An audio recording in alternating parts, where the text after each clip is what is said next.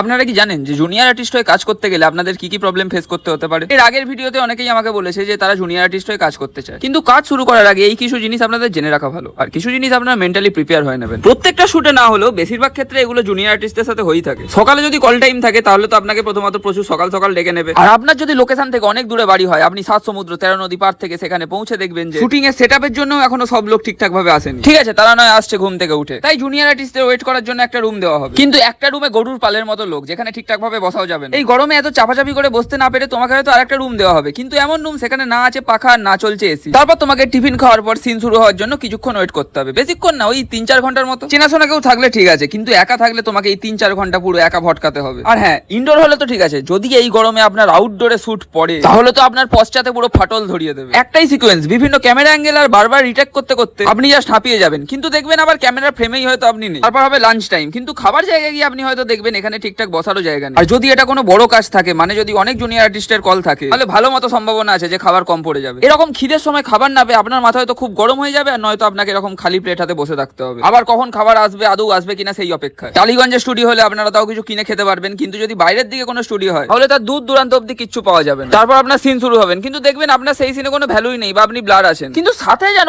এক বস্তা জামা ক্যারি করা হয়। সিন শেষ হয়ে গেলেও না প্যাক আপ, আর রাত হলে ফেরার ব্যবস্থা, এরকম হাজার প্রবলেম আছে, তাই আবার পরে বলবো। আপাতত আমাকে এখন বাড়ি যেতে হবে।